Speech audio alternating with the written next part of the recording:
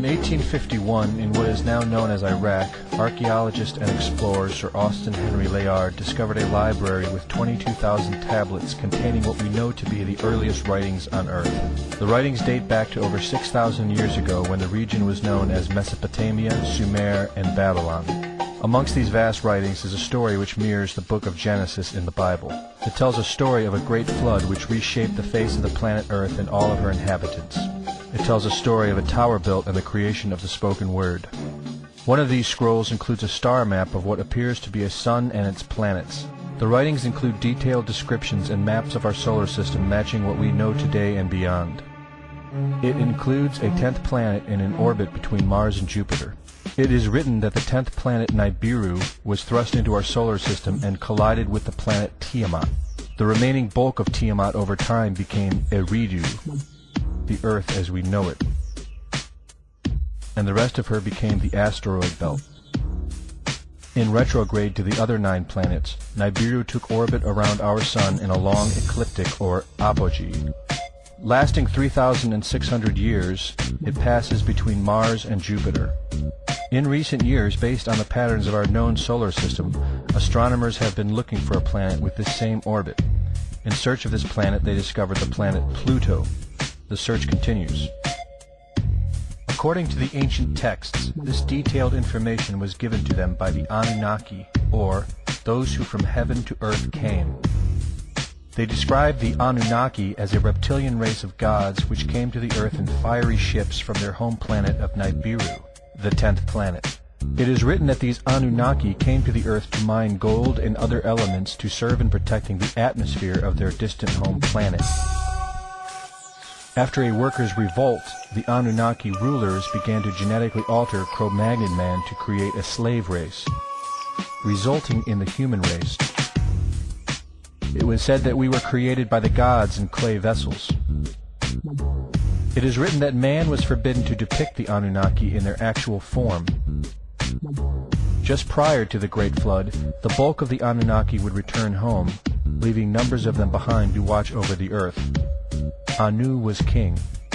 Assigned to Anu to heed his instructions. 300 in the heavens he stationed as a god. The ways of earth to define from the heaven.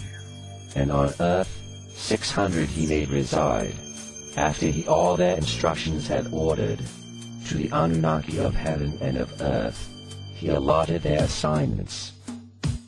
This story of reptilian gods from the heavens creating man is not at all uncommon. It in fact can be found in most every region of our planet. In Japan, emperors claim descent from dragon gods who came from the sky. Australian Aborigines teach of a reptilian race which lives underneath the earth and governs over men. They believe they are descendants of a race of dragon humans. China teaches the serpent queen Nukua interbred with man. India calls these reptilian gods Nagas and claim they seeded their royal families. Throughout the Middle East it is believed a serpent race created man. The book of Genesis tells of giants who came from the heavens to breed with the daughters of man. They are called the Nephilim. In Africa they call them Chitauri, children of the serpent. The royal kings of Africa claim descent from serpent gods who came from the sky. In South America, the Mayans teach that their ancestors were the people of the serpent. The Aztecs were said to be created by a serpent woman. In America, the Hopi Indians believe sky gods came to earth to breed with their women and refer to them as their snake brothers. The word Sioux means snakes, and Iroquois means serpents. It seems the only places you will not find this historical story is where the history has been methodically destroyed. The descendants of King Anu in Sumeria and Babylon can be traced throughout time. The pharaohs of Egypt were from the bloodlines of the Babylonian kings. The rulers of the Roman Empire can be traced to Egyptian hierarchy.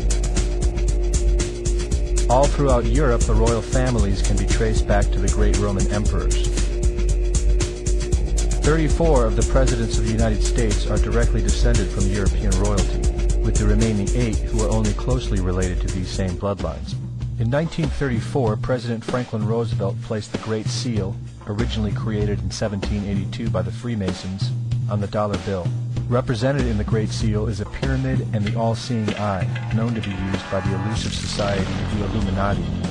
Strung together in conspiratorial confusion are secret societies such as the Illuminati, the Freemasons, and the Bohemian Club. In 1917, National Geographic did a story on a place in Montreal, California called Bohemian Grove. The story reports a place where the world's elite, members of the Bohemian Club, retreat to in late July and conduct an ancient occult ceremony called the Cremation of Care. Every year in July, the world's leaders, media moguls, and members of the World Bank spend 2 weeks of what is known as a men-only retreat at the Grove. In the year 2000, BBC television show World of Wonder infiltrated Bohemian Grove with hidden cameras and aired the video on the BBC.